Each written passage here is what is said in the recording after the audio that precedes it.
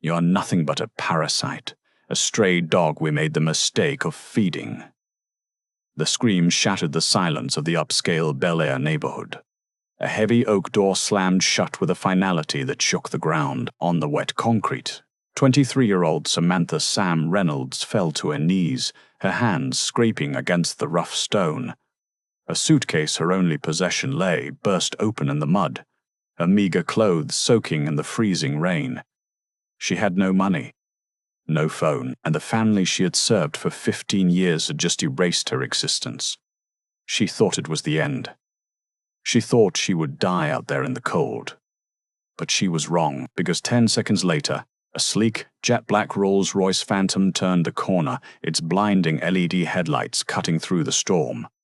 The car didn't just drive by. It stopped right in front of her. The rear door opened, and the man who stepped out wasn't just a savior. He was the secret she had kept from them all. And he was about to buy their entire world. The Holloway residence at 4522 Whispering Pines Lane was not just a house. It was a fortress of limestone and glass, designed to intimidate anyone who walked up the driveway. Inside, the air always smelled of expensive lilies and floor wax, a scent Samantha Reynolds had come to associate with exhaustion. It was 6 a.m. on a Tuesday. While the rest of the city of Los Angeles was waking up, Samantha had already been awake for 2 hours. "The orange juice has pulp in it," again. The voice was nasally and sharp. Tiffany Holloway, Samantha's adoptive sister, sat at the marble kitchen island, scrolling through Instagram on her iPhone 15 Pro Max.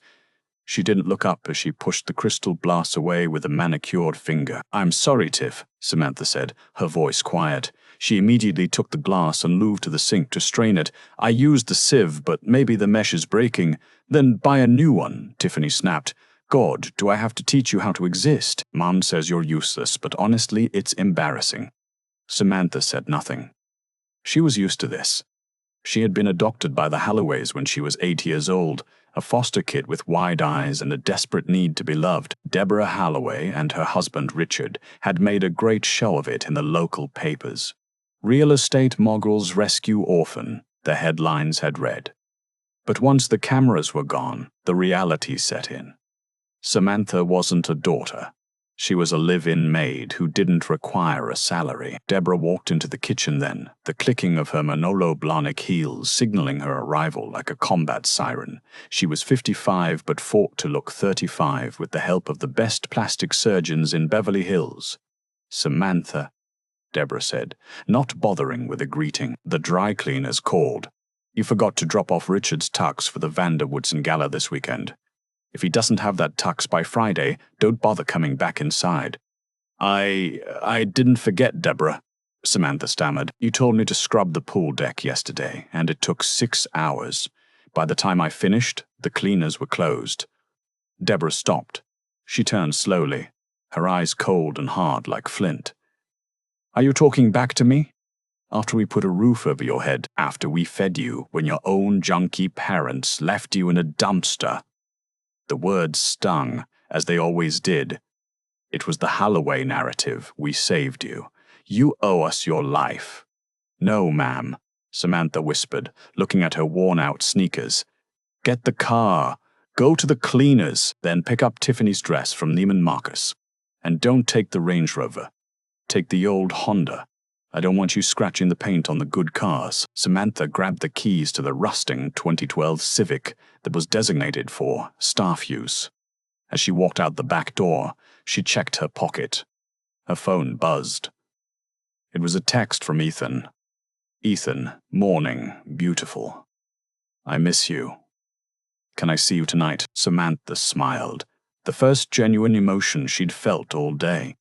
Ethan Caldwell was the one bright spot in her miserable existence.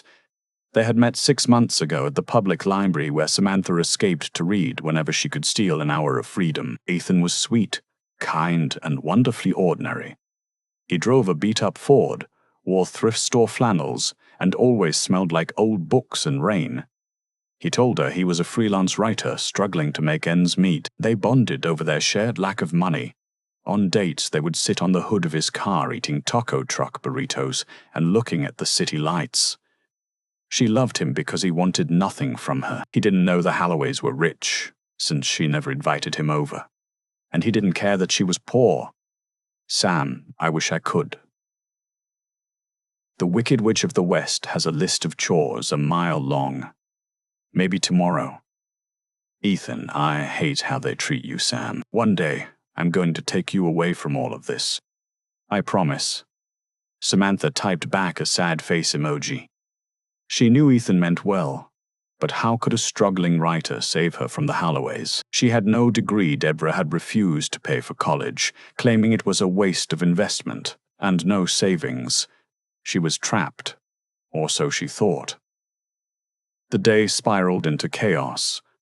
By the time Samantha returned from her errands, it was nearly 7:00 Hers. Her back ached, and her hands were raw from the cleaning chemicals she'd used on the pool deck the day before. As she walked through the front door, balancing the dry cleaning and 3 garment bags from Neiman Marcus, she sensed a shift in the atmosphere. The house was too quiet. She walked into the grand foyer. Deborah, Richard, and Tiffany were standing in the center of the living room. On the coffee table lay a small velvet box, open and empty. "Put the bags down," Richard said. His voice, usually passive and indifferent, was trembling with rage. Richard was a man who had let his wife run the show for decades, but when it came to his money, he paid attention. Samantha dropped the bags. "What's going on?" "Don't play dumb," Tiffany sneered, stepping forward. She was wearing a silk robe, her face twisted in ugly triumph. "My grandmother's diamond tennis bracelet, the vintage Cartier one. It's gone." Samantha's stomach dropped. "I haven't touched your jewelry, Tiff. I haven't been in your room for 3 days. "Liar!" Deborah shrieked. She marched over to Samantha and grabbed her pursed cheap canvas tote bag off her shoulder. "You've been eyeing our things for years. Jealous little rat." "Mom, don't." Samantha tried to grab the bag back, but Deborah dumped the contents onto the Persian rug. Keys, a library card, a stick of gum, a crumpled receipt, and a diamond tennis bracelet. Samantha gasped, the air leaving her lungs. "No. No, I didn't put that there. I swear. It fell right out of your bag," Richard shouted, his face turning red. "We gave you everything. We took you in." "Tiffany put it there," Samantha cried, pointing at her sister. "She was the last one near my bag when I was in the kitchen this morning." Tiffany gasped, feigning shock. "Daddy, are you going to let her accuse me? In our own house? That is enough." Deborah stepped forward and slapped Samantha across the face. The sound cracked through the room like a whip. Samantha held her cheek, tears welling in her eyes. The sting was hot and sharp, but the betrayal hurt worse. She looked at Richard, the man she had called Dad for 15 years. "Richard, please. You know me. I'm not a thief." Richard looked away, unable to meet her eyes. "You have 10 minutes to pack your things." "What?" 10 minutes to pack your things." "What? 10 minutes," Deborah screamed. "Or I call the police and have you arrested for grand larceny." "You want to go to prison, Samantha? With your background, they'll lock you up and throw away the key." "But where will I go?" Samantha's voice broke. "It's raining. I have no money." "You should have thought of that before you stole from this family." Tiffany smirked, crossing her arms. Samantha realized then that there was no pleading with them. This wasn't about the bracelet. They had wanted her gone for a long time. Maybe she was getting too old to be controlled. Or maybe Tiffany was just bored and wanted a new drama. The bracelet was just the excuse. She ran up the back stairs to the small servants' quarters she occupied. She didn't have much. She grabbed her battered suitcase and threw in her jeans, her 2 sweaters, a photo of her biological mother she had managed to save from the foster system, and her toothbrush. She changed out of her maid's uniform into a pair of worn leggings and a hoodie. When she came back downstairs, the Halloways were waiting by the door. "Give me your house keys," Deborah demanded. Samantha handed them over. "And the phone," Richard added. "We pay the bill. It stays here." "But," Samantha panicked, "it's my only way to contact anyone. Please, just let me keep the phone." It's property of Holloway Real Estate Holdings, Richard said coldly. Hand it over. Trembling, Samantha placed her cracked iPhone into Richard's hand. She was now completely cut off from the world. She couldn't even call Ethan. Deborah opened the heavy front door. The storm outside was raging. The wind howled through the decorative pillars of the porch. Get out, Deborah hissed. Samantha stepped out onto the porch. She turned back one last time. I did everything you asked. For 15 years. Why do you hate me so much? Because, Deborah whispered, leaning close so only Samantha could hear, you were always prettier than Tiffany. And I couldn't stand looking at you. With a shove, Deborah pushed Samantha off the porch and into the rain. The door slammed shut. The lock clicked. Samantha stood there for a moment, the freezing rain soaking through her hoodie in seconds. She dragged her suitcase down the driveway to the sidewalk. Her tears mixed with the rain. She felt a deep, crushing despair. This was it. She was going to become a statistic, a homeless girl who died of exposure in Bel Air. She collapsed on the curb, burying her face in her hands. She didn't hear the hum of the engine at first. The rain was too loud. She only noticed when the area around her was suddenly bathed in a bright white light. She squinted, shielding her eyes. A car had pulled up. It wasn't a police car. It wasn't a taxi. It was a Rolls-Royce Phantom 18, extended wheelbase, jet black with chrome rims that shimmered even in the gloom. It was a car worth $500,000 more than the Holloway's annual income. The car stopped silently. A driver in a full suit emerged from the front with an umbrella, but the rear door opened before he could get there. A man stepped out. He was wearing a bespoke Tom Ford suit that fit his broad shoulders perfectly. On his wrist was a Patek Philippe watch that cost more than a house. He ignored the rain, ignored the driver rushing to cover him. He walked straight towards Samantha. She looked up, shaking, ready to beg the stranger for change or mercy. Sam! The voice was familiar, but the tone wasn't. It wasn't the gentle, hesitant voice of a struggling writer. It was commanding, powerful, and furious. Samantha wiped the rain from her eyes. Ethan? It was him. But it wasn't him. The messy hair was styled back. The flannel shirt was gone. The posture was different. He stood like a king surveying his kingdom. Ethan, what are you doing here? You're a writer. You don't have a car like this. Ethan Caldwell, or rather, Ethan Sterling, sole heir to the Sterling Global conglomerate, didn't answer. He reached down and pulled her up from the wet pavement as if she weighed nothing. He pulled her into his chest, ruining his Italian silk suit with her muddy clothes. I'm sorry I'm late, he whispered into her hair. I was waiting for the right time to tell you the truth, but when your phone went dead, I tracked its last location. I knew something was wrong. They threw me out, Samantha sobbed, the shock finally breaking her. They said I stole. They took everything. Ethan pulled back. His eyes, usually so warm, were now dark with a terrifying intensity. He looked up at the Holloway mansion, where the lights were still on. They threw you out, he repeated, his voice dangerously calm. Yes, I have nowhere to go.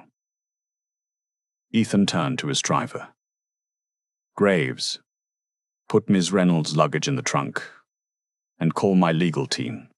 Wake them up. Sir, the driver asked. I want to buy this street, Ethan said, staring at the Holloway house. Specifically, I want to buy the mortgage on number 4522. Tonight. He looked back at Samantha and gently wiped a smudge of mud from her cheek. Get in the car, Sam.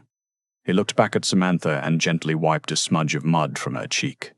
Get in the car, Sam. It's time you found out who your boyfriend really is. The interior of the Rolls-Royce was quieter than a church. The storm outside was reduced to a distant, rhythmic drumming against the double-paned acoustic glass. Inside, the air smelled of cedarwood and rich leather. Samantha sat on the edge of the heated massage seat, shivering uncontrollably. She refused to lean back, afraid her dirty, wet hoodie would stain the pristine white upholstery. Ethan opened a compartment in the center console and pulled out a heavy crystal decanter. He poured a small amount of amber liquid into a glass. "Drink," he said softly. "It's 40-year-old Macallan. It will warm you up." Samantha took the glass with trembling hands. She took a sip and coughed as the warmth burned down her throat. "Ethan, I don't understand. You drive a 2005 Ford Focus. We split bills at the taco truck. You told me you couldn't afford a new laptop." Ethan sighed, running a hand through his slicked back hair. He looked pained. "The Ford is a prop, Sam. The clothes, the apartment in East LA, the freelance writing gig, all of it is a persona." "Who are you?" she whispered, terrified of the answer. "My full name is Ethan James Sterling." Samantha dropped the glass. It didn't break on the thick carpet, but the whiskey stained the wool. She gasped. "Sterling? As in Sterling Global? The people who own basically half of California? And the shipping lines and the tech conglomerates and the pharmaceutical labs?" Ethan finished for her. "My father is Harrison Sterling. I am the sole heir to the estate." Samantha felt dizzy. The Sterlings were American royalty. They were the kind of people Deborah Holloway read about in magazines and wept with jealousy over. They didn't just have money, they had power. Real, terrifying power. "Why?" Samantha asked, her voice cracking. "Why did you lie to me for 6 months? Was I a joke to you, a poverty tourism experiment?" "No." Ethan grabbed her hands, his grip firm. "Never that. Sam, listen to me. I grew up in a world where everyone wanted something from me. Women dated me for the black card. Friends hung around for the yacht trips. I didn't know if anyone actually liked me. So, 2 years ago, I created Ethan the Struggling Writer. I wanted to see if I could find someone who loved me when I had nothing." He looked into her eyes, his gaze intense. "And I found you. You offered to pay for my coffee when I forgot my wallet. You listened to my terrible poetry and told me it was genius. You loved the man, not the money. You are the only real thing in my life, Samantha." Samantha started to cry again, but this time they weren't tears of despair. "I smell like garbage," she choked out, "and I'm sitting in a Rolls-Royce with a billionaire." "You are sitting with your boyfriend," Ethan corrected. He pressed a button on the intercom. "Graves, ETA." "3 minutes to the estate, sir," the driver replied. The car turned off the main road and began climbing higher into the hills, past the gates of Bel Air, and into an even more exclusive enclave, Beverly Park. They approached a massive wrought-iron gate that was twice the size of the Holloways. It slowly swung open, revealing a winding driveway lined with imported Italian cypress trees. At the top of the hill stood the Sterling estate. It wasn't just a house. It was a modern palace of steel, glass, and white stone, cantilevered over the canyon, with a view of the entire Los Angeles basin. As the car stopped, a team of staff was already waiting. "Get her inside," Ethan commanded as the doors opened. "Mrs. Higgins, run a bath. Use the oils from the spa. Get the chef to prepare a hot meal soup, steak, whatever she wants. And burn these clothes." "Yes, Mr. Sterling," an elderly housekeeper said, bowing her head. Samantha was whisked away into a bathroom that was larger than the entire servants' quarters she had lived in for 15 years. As she sank into the hot water, scrubbing the mud and the shame from her skin, she realized something. The Holloways had kicked her out to destroy her. Instead, they had just pushed her onto a throne. Meanwhile, in the library, Ethan poured himself another drink. He picked up his secure satellite phone and dialed a number. "This is Preston." A sharp voice answered on the first ring. Preston was the head of Sterling Global's legal acquisition team. "Preston, it's Ethan. I need you to look into a property. 4522 Whispering Pines Lane, owned by Richard and Deborah Holloway." "I see it, sir. Mid-tier luxury. Heavily mortgaged. They refinanced 3 times to fund a lifestyle they can't afford. They are currently with Pacific Trust Bank. Buy the debt, Ethan said, his voice cold. Sir, buy the mortgage from the bank. Tonight. I want to be the one holding the deed to their house by sunrise. That is aggressive, sir. It will cost a premium to rush the paperwork. I don't care about the cost, Ethan snarled. And Preston. Look into their business accounts. Holloway Real Estate. I want to know every tax loop they've jumped through, every contractor they haven't paid, dig up every skeleton they have. Understood. Consider it done. Ethan hung up. He walked to the window and looked down at the city lights. Somewhere down there, Deborah Holloway was probably sleeping soundly, thinking she had won. Sleep well, Deborah, Ethan whispered, because tomorrow you wake up in my world. The next morning, the sun shone brightly over Los Angeles, oblivious to the war that was brewing. At the Holloway residence, Deborah was in high spirits. She sat on the patio drinking a mimosa. It's so peaceful without that little rat scurrying around, she said to Tiffany. Tiffany laughed, applying lip gloss.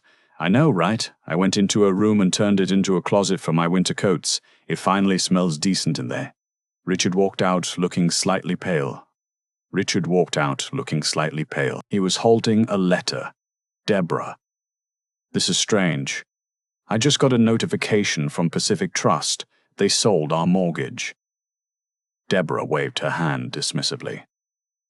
Banks do that all the time, Richard. It's called bundling. Don't bore me with finance. We have to get ready. The Vanderwoodson Gala is in 2 days, and I need a new gown. I refuse to be seen in the same Valentino I wore to the opera. Fine, Richard grumbled, putting the letter away. But don't go over the limit. The credit cards are getting tight. Oh, hush. One big sale and we're back on top. Deborah stood up. Come on, Tiffany. We're going to Rodeo Drive. 3 miles away, at the Sterling estate, Samantha woke up in a bed made of clouds. The sheets were 1,000 thread-count Egyptian cotton. She sat up, disoriented, until the events of the previous night came rushing back. There was a gentle knock on the door. Come in. Mrs. Higgins entered with a tray of fruit, croissants, and espresso. Good morning, Miss Reynolds. Mr. Sterling is in the gym, but he asked me to give you this. She handed Samantha a black credit card. It was heavy, made of titanium. It was the legendary Centurion card, the black card. He says you need clothes, Mrs. Higgins smiled. The stylist is waiting downstairs, but Mr. Sterling thought you might prefer to go out and choose things yourself. He wants you to feel empowered. Samantha stared at the card. I can't take this. I wouldn't argue with him, dear, Mrs. Higgins winked. He's very stubborn. An hour later, Samantha was in the passenger seat of a Bentley Continental GT. Ethan was driving this time, wearing dark sunglasses and a casual polo shirt that probably cost more than Samantha's old car. Where are we going? Samantha asked. She was wearing a simple white sundress she had borrowed from the estate's guest wardrobe. She looked beautiful, but she felt like an imposter. Rodeo Drive. Ethan grinned. We're going to Dior. Then Chanel. Then Gucci. You need a gown for Friday. What's on Friday? The Vanderwoodson Gala, Ethan said casually. My company is the primary sponsor. We're going. Together, Samantha froze. Ethan, no. The Halloways will be there. Richard has been talking about it for months. If they see me, if they see you, they will see you on the arm of a Sterling, Ethan said, reaching over to squeeze her hand. It's time to stop hiding, Sam. Today, we don't just shop, we make a statement. They parked the Bentley in the VIP lot and walked onto the famous street. Tourists snapped photos of the car. Samantha kept her head down, accustomed to being invisible. Head up, Ethan whispered. Walk like you own the pavement. They entered the flagship Dior boutique. The air conditioning was crisp. As they browsed the racks, a shrill voice cut through the air. Oh my God, is that the maid? Samantha froze. She knew that voice. Standing near the shoe section were Deborah and Tiffany. They were laden with shopping bags. Tiffany's eyes were wide with malicious amusement. Deborah marched over, her heels clicking aggressively. "What are you doing here? Did you sneak in to use the bathroom?" "This is a store for customers, Samantha, not vagrants." Samantha's heart hammered against her ribs. She instinctively stepped back. "I'm shopping," Samantha said, her voice trembling slightly. Tiffany burst out laughing. "Shopping? With what money? Did you prostitute yourself already? I knew you were trash, but that was fast. That's enough." A deep voice rumbled. Ethan stepped out from behind a rack of suits. He stood next to Samantha, towering over Deborah and Tiffany. He kept his sunglasses on. Deborah looked him up and down. She saw the expensive watch, the posture, but she didn't recognize him.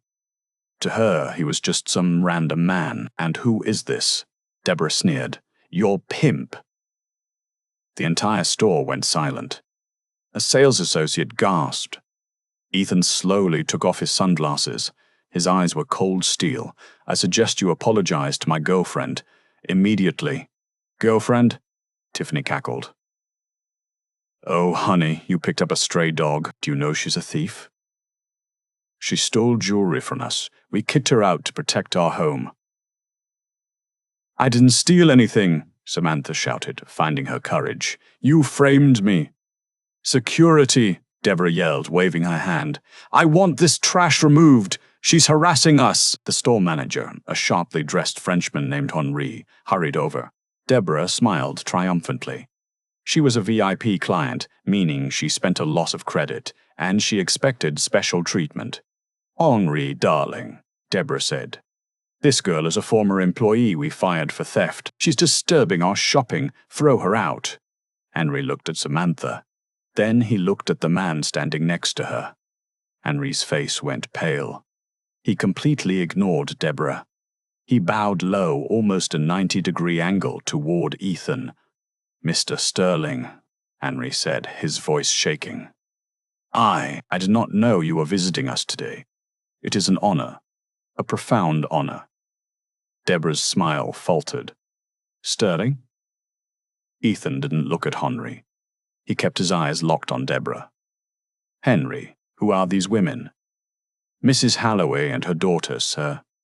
They've frequent customers. Not anymore," Ethan said calmly. "Close their accounts." "Excuse me," Deborah screeched. "You can't do that. Do you know who I am? I am Deborah Halloway. And I," Ethan said, his voice lowering to a terrifying whisper, "am Ethan Sturdy. Me Sterling, my family owns the building this store is in. In fact, we own the entire block." He turned to Henri. "Banned. For life.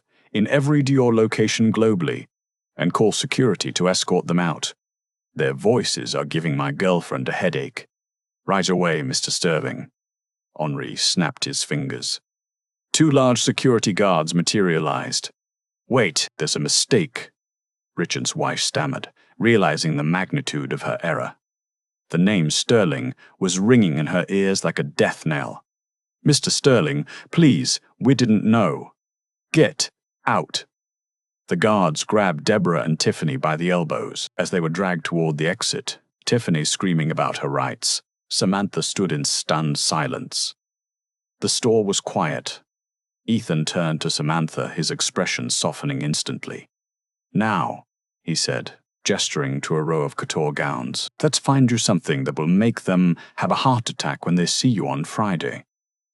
Samantha looked at the door where her tormentors had just been ejected, then back at Ethan. For the first time in her life, she didn't feel like the victim. She smiled. "I think I like red." Friday night arrived, draping Los Angeles in a blanket of velvet darkness and glittering city lights.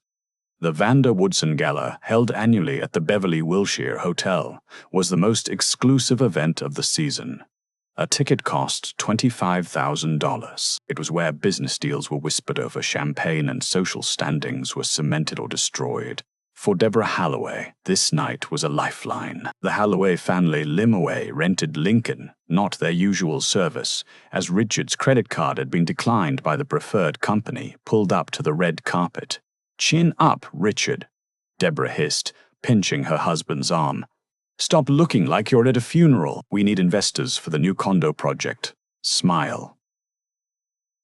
Richard adjusted his bow tie nervously. "Deborah, I checked the accounts. The mortgage payment bounced this morning. We're skating on thin ice." "It doesn't matter," Deborah snapped. "Fake it until you make it. Once you close a deal with the Vanderbilts tonight, we'll be fine." Tiffany, squeezed into a silver dress that was a size too small, looked out the window. "Why are there so many helicopters? Is the president here?" They stepped out onto the red carpet. Deborah paused, waiting for the flash of cameras. She struck a pose she had practiced in the mirror. Nothing happened. The paparazzi were there, hundreds of them, but they were all looking toward the entrance of the driveway. Their lenses pointed away from the Hallows. A murmur of excitement was rippling through the crowd. "They're waiting for someone else," Tiffany whined. "Let's just go inside." Humiliated, the Halloways hurried past the press line, unnoticed. Inside the grand ballroom, the atmosphere was electric. Crystal chandeliers the size of small cars hung from the ceiling. A live orchestra played Debussy. The room was filled with titans of industry, A-list celebrities and old money families. Deborah scanned the room. There, the table 1. That's where the Sterlings usually sit. If we can just get a moment with Harrison Sterling, we can pitch the real estate deal. Suddenly, the music stopped. The chatter in the room died down instantly. The massive double doors at the top of the grand staircase swung open. A hush fell over the crowd. At the top of the stairs stood Ethan Sterling. He looked devastating in a midnight blue tuxedo tailored by Bryony. He commanded the room without saying a word, but no one was looking at him. All eyes were on the woman holding his arm. Samantha Reynolds wore a custom-made Elie Saab gown in a deep, blood-red silk that flowed like liquid fire around her body. It was strapless, showcasing her porcelain skin. Around her neck sat a necklace that made the Halloways' jewelry look like costume, plastic a cascading waterfall of diamonds and rubies. It was the heart of the East, a piece from the Sterling private collection, rumored to be worth $12 million. "Oh my God!" Tiffany whispered, dropping her clutch. "Is that Sam?" "It can't be," Deborah choked. "It's impossible." Samantha looked out at the sea of faces. Her heart was pounding against her ribs, but she felt Ethan's steady hand on hers. "Breathe," he whispered. "You are the queen here." They descended the stairs. The silence broke as the room erupted into applause of tradition for the guest of honor. Samantha walked with a grace she hadn't known she possessed. Gone was the girl who scrubbed floors. In her place was a woman who had survived the fire. As they reached the bottom of the stairs, the crowd parted like the Red Sea. Billionaires and senators stepped back to let them pass.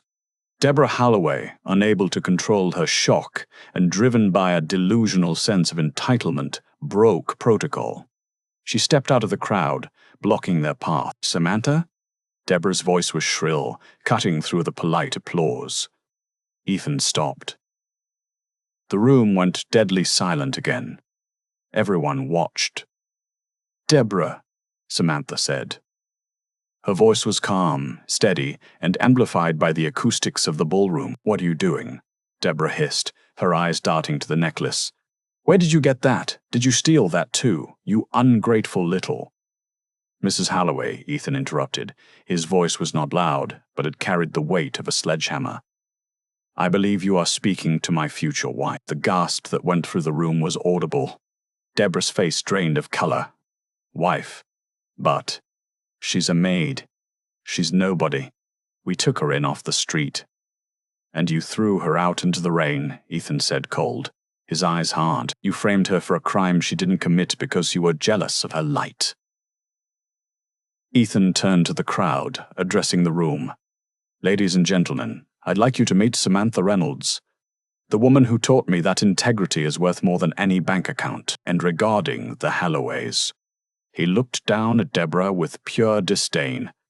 "I would advise anyone in this room who values their relationship with Sterling Global to reconsider who they do business with. I do not associate with abusers. It was a death sentence. Socially and financially, in the world of the elite, being blacklisted by the Sterlings was the end. The investors Deborah had hoped to woo began to turn their backs. People physically took steps away from the Halloways, as if failure was contagious. Ethan, please. Richard Halloway tried to step in, sweating profusely. It's a misunderstanding. We were just distincting her. Save it, Richard, Samantha said. She stepped forward, closing the distance between her and her adoptive mother. She leaned in close. I ironed your dresses for this gala for 5 years, Samantha whispered. I polished the shoes you are wearing. I raised your daughter because you were too busy at the country club, and you called me a parasite. Samantha smiled, and it was terrifying. Enjoy the party, Deborah. It's the last one you'll ever be invited to. Samantha turned and walked away, her red dress trailing behind her like a victory flag. Ethan placed a hand on the small of her back, guiding her toward the head table. Behind them, security guards, signaled by a subtle nod from Ethan, approached the Halloways. Sir, ma'am, the head of security said firmly, we're going to have to ask you to leave. You're upsetting the guests of honor. But we have tickets, Tiffany screamed as she was grabbed by the arm.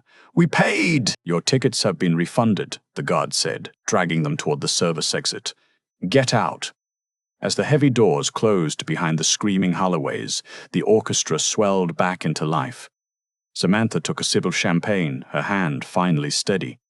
Did I do okay? She asked Ethan. Ethan kissed her forehead. You were perfect. But the night wasn't over. Ethan checked his watch. Part 1 is complete. Now let's handle the rest. Saturday morning was bleak at 4522 Whispering Pines Lane. The Halloways sat in their kitchen in silence. The humiliation of the previous night hung over them like a toxic fog. Their phones had been ringing non-stop, but not with business offers. It was friends cancelling lunch dates, the country club suspending their membership, pending review, and the charity board asking Deborah to resign. It's a nightmare, Tiffany sobbed, nursing a hangover. I can't even open TikTok. Everyone is talking about the red dress girl. Sam is viral. She has 2 million followers overnight. Stop looking at it, Deborah screamed, throwing a coffee mug against the wall. It shattered. She seduced him, that's all. He'll get bored of her in a week and dump her. Richard was sitting at the table, his head in his hands. He was pale, sweating and shaking. He won't, Deborah, Richard whispered. Shut up, Richard. We need a plan. Jet up, Richard. We need to sue her for defamation. We can't sue her, Richard yelled, finally snapping. He stood up, holding a stack of papers. Because we have bigger problems. I called the bank this morning. They confirmed the sale of our mortgage. So, we pay the new lender. What's the big deal? The big deal, Richard said, his voice trembling, is that the mortgage contained a callable clause for high-risk borrowers. The new owner invoked it at 9 a.m. What does that mean? Tiffany asked. It means we have to pay the full balance. $4 million. Immediately, or we lose the house. Deborah scoffed. That's illegal. Eviction takes months. We have rights. Ding dong. The doorbell rang. It wasn't the polite chime of a delivery driver. It was a long, insistent press. Deborah marched to the door. If that's the press, I'm calling the police. She ripped the door open. Standing on the porch was not the press. It was Sheriff Deputy Miller, a man the Halloways knew well because they usually called him to complain about noise. But this time, he wasn't smiling. Behind him stood 4 men in dark suits, and behind them was the black Rolls-Royce Phantom. Mrs. Halloway, Deputy Miller said, touching the brim of his hat awkwardly. I have a court order. For what? Deborah demanded. One of the men in suit stepped forward. It was Preston, Ethan's lawyer. He held up a document stamped with the official seal of the Los Angeles Superior Court. This is a writ of possession, Preston said calmly, pursuant to the immediate default on the callable note held by Sterling Asset Management. The property located at 4522 Whispering Pines Lane has been foreclosed upon. Foreclosed? Deborah laughed nervously. Don't be ridiculous. We live here. Not anymore, Preston said. You are trespassing. Trespassing on my own property. Deborah screeched. Richard, get out here. Richard appeared in the hallway looking like a ghost. He saw the sheriff and sank to his knees. He knew, you have 30 minutes to vacate the premises. Preston continued, checking his Rolex. You may take personal necessities only. Clothing and toiletries. No furniture, no art, no jewelry. Those assets have been seized to cover the outstanding debt. You can't do this. Tiffany ran to the door. My clothes are in there. My bags. If you bought them with the credit cards tied to the house equity line, they belong to the bank now, Preston said. And the bank is him. He pointed to the Rolls-Royce. The rear window rolled down. Ethan sat there wearing casual sunglasses. Samantha sat next to him. She wasn't smiling. She looked somber. This was the house she had grown up in. The house where she had been tormented. Seeing it about to be emptied was a strange feeling. Hello, Deborah, Ethan called out from the car. Deborah ran down the steps toward the gate, but the deputies blocked her. You monster, she screamed at the car. You planned this. Yes, Ethan replied simply. I did. You took Samantha's home. You took her dignity. I am simply balancing the ledger. Where are we supposed to go? Richard cried out from the doorway. We have no cash. The accounts are frozen. Ethan looked at Samantha. What do you think, Sam? Where should they go? Samantha looked at the family that had treated her like a slave. She remembered the pool deck. She remembered the cold attic room. She remembered the cold attic room. She remembered the rain. There is a Motel 6 on the highway, Samantha said softly. They are hiring maids. I heard they provide a uniform. Ethan nodded. He turned to the sheriff. Execute the order. No, no. Deborah screamed as the deputies moved in. The next hour was a blur of chaos. Neighbors, the same neighbors Deborah had tried to impress for years, came out of their mansions to watch. They stood on their manicured lawns, whispering and pointing as the Halloways were escorted out of their own home. Tiffany came out dragging a Louis Vuitton suitcase. Leave the bag, Preston ordered. It's mine. The bag costs $4,000. It's an asset. Leave it. Tiffany shrieked and threw the bag on the ground. She walked to the curb in her pajamas, clutching a plastic grocery bag with a few t-shirts inside. Deborah followed, looking aged by 10 years in 10 minutes. Richard was last, holding a box of heart medication. They stood on the sidewalk. The heavy oak door, the same door Deborah had slammed in Samantha's face 2 nights ago, was locked by a locksmith. A heavy, no trespassing sign was hammered into the lawn. The Halloways were on the street. The Rolls-Royce engine purred to life. The car rolled slowly toward them and stopped. Samantha rolled down her window. She looked at Tiffany, then at Deborah. I left a sieve in the kitchen, Samantha said, in the trash can. You might need it if you ever learn to make your own juice. Go to hell, Deborah spat. I've been there, Samantha replied. I lived with you for 15 years, but now I'm going home. She rolled up the window. The Rolls-Royce accelerated, gliding smoothly down the street, leaving the Halloways standing in the exact spot where they had left Samantha to die. As they drove away, Samantha leaned her head on Ethan's shoulder. Are you okay? He asked. I thought I would feel happy, she admitted, but mostly, I just feel free. That's the best feeling of all, Ethan said. But we aren't done yet. There is one more thing we need to do to make sure they can never hurt anyone again. What's that? We're going to find your real parents. Samantha sat up, eyes wide. My biological parents. But the records were sealed. Deborah told me they were junkies who didn't want me. Ethan smiled a sad, secret smile. Deborah lied about everything else, Sam. Why would she tell the truth about that? My private investigators found something interesting in Richard's safe before the seizure. He handed her a yellowed envelope. Your parents didn't leave you in a dumpster, Sam. They were looking for you. The yellow envelope felt heavy in Samantha's hands, heavier than the diamonds she had worn the night before. Inside lay the answer to the question that had haunted her for 15 years.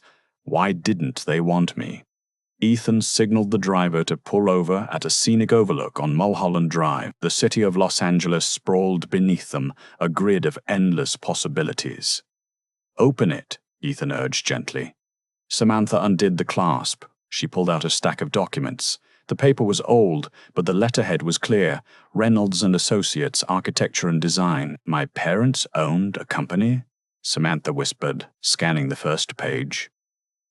"Not just a company," Ethan explained. "Arthur and Mary Reynolds were brilliant architects. They designed half of the skyline in downtown San Diego. They weren't junkies, Sam. They were millionaires." Samantha's hands shook as she turned the page. She found a death certificate. Vehicle accident. July 4th, 2010. "They died when you were 8. Ethan continued, his voice tight with suppressed anger. "A drunk driver hit their car. You were at a babysitter's house. You were the sole survivor of the Reynolds family. But Deborah said they left me nothing. She said I was a burden." "Look at the last document," Ethan pointed. It was a trust fund deed. Beneficiary, Samantha Marie Reynolds. Trustee, Richard and Deborah Halloway. Principal amount, $12,500. Samantha gasped, the air rushing out of her lungs. 12 million? "The Halloways were your father's distant cousins," Ethan said. "When your parents died, they petitioned the court for custody. Not because they loved you, but because they wanted control of the trust." He reached over and turned the page to the bank statements attached at the back. "The trust was set up for your education and well-being. But there was a loophole. The trustees could withdraw funds for housing and lifestyle maintenance of the beneficiary. For 15 years they have been draining your account, that mansion. They bought it with your money. Tiffany's cars, your money. The galas, the jewelry, the private schools you weren't allowed to attend, all of it was paid for by the ghosts of your parents." Samantha stared at the numbers. The balance column shrank year after year, drained by the people who treated her like a slave. "They spent it all," she whispered. "That's why the mortgage bounced. They finally ran my inheritance dry. They stole your life, Sam," Ethan said. "They made you clean the floors of a house you essentially paid for." Tears streamed down Samantha's face. But this time, they weren't tears of sadness. They were tears of fury. A cold, hard rage settled in her chest. "They told me I should be grateful," she hissed. "Every day. They told me I owed them." "And now," Ethan said, pulling out his phone, "they are going to pay you back. With interest." "How?" "They're broke." "Not with money," Ethan said grimly. "With time. They're broke." "Not with money," Ethan said grimly. "With time. Embezzlement from a minor is a federal crime. Fraud is another. Tax evasion, which my team found they committed to hide the theft, is a third." Ethan tapped the screen of his phone. "Preston gave the file to the district attorney an hour ago.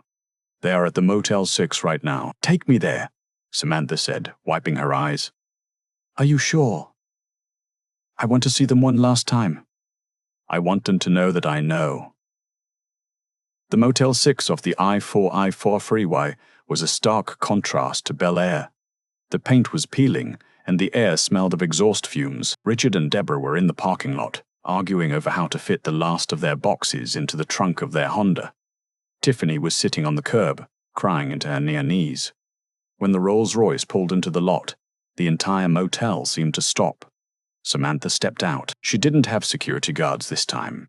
She didn't need them. She held the yellow envelope in her hand like a weapon. Deborah looked up, her face twisted with hate. "Back to gloat? Isn't it enough that you took our home?" "It was never your home," Samantha said, her voice steady. "It was mine." She threw the papers at Deborah's feet. The wind caught them, scattering bank statements across the dirty asphalt. I know about the trust, Deborah. I know about the $12 million. Deborah's face went white. Richard dropped the box he was holding. The sound of breaking glass echoed in the parking lot. Samantha, wait, Richard stammered, holding up his hands. We were investing it for you. We were going to give it back.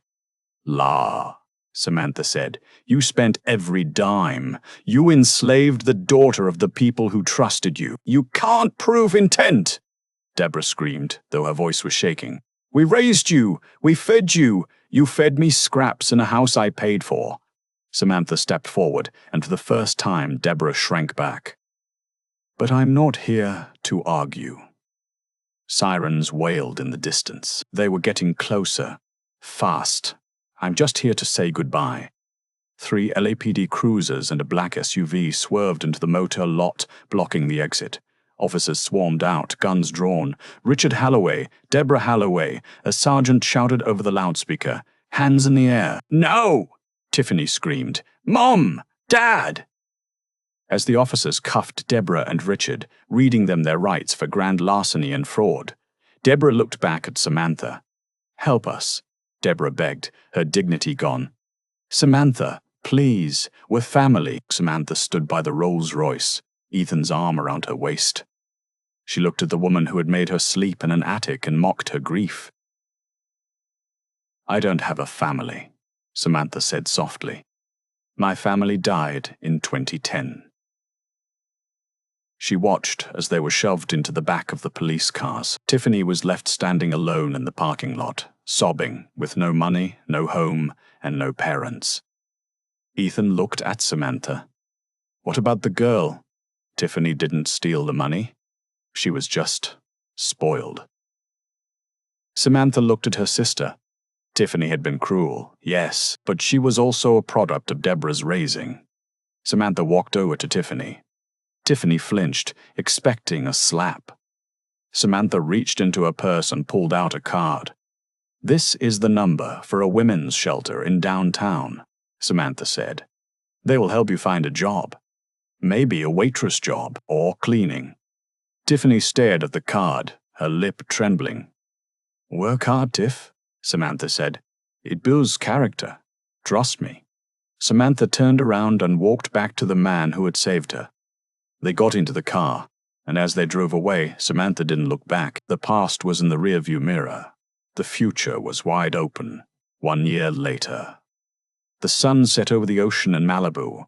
On the balcony of a sprawling beach house, Samantha Sterling stood looking at the waves. She was different now. The fear was gone from her eyes, replaced by a quiet confidence. She wore a simple white dress, and on her finger, a massive diamond ring caught the last rays of the sun. She wasn't just a billionaire's wife. In the last year, she had used the recovered assets from the Halloways, what little was left, after the seizure and Ethan's help, to start the Reynolds Foundation. It provided scholarships and housing for foster children who aged out of the system. She was studying for the architecture degree Deborah had denied her. Ethan walked up behind her, wrapping his arms around her waist. What are you thinking about? He asked. I was thinking about the rain, she said, leaning back into him. That night you found me. I thought my life was over. It was just beginning. Ethan kissed her neck. By the way, I got a letter today from the prison. Deborah? She's enjoying her new job, Ethan chuckled. She works in the laundry duty. Apparently she's very good at getting stains out. Samantha laughed, a free, genuine sound. Karma really is a skilled artist. And Tiffany? She's manager at that diner now.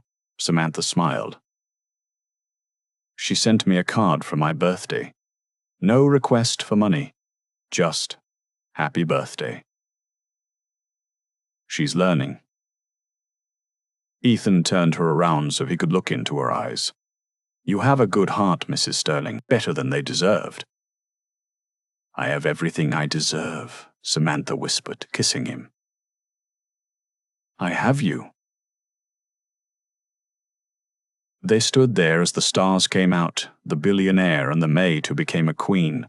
It was a fairy tale, but it was real, and in a world full of darkness, they had found their own perfect light. And that is the incredible story of Samantha Reynolds. She went from being an unwanted orphan treated like a servant to reclaiming her true legacy and finding a love that saved her. It's a reminder that no matter how dark the storm is, the sun and sometimes a black Rolls-Royce is waiting just around the corner. The Halloways thought they could bury her, but they didn't know she was a seed. They watered her with their cruelty, and she bloomed into something they couldn't destroy. Now I want to hear from you. If you were in Samantha's shoes, would you have helped Tiffany at the end, or would you have left her there? And do you think Deborah got the punishment she deserved? Let me know your thoughts in the comments below. I read every single one. If you enjoyed this story of justice and romance, please smash that like button. It really helps the channel grow. And don't forget to subscribe and hit the notification bell so you never miss another dramatic story. Thanks for watching, and I'll see you in the next video.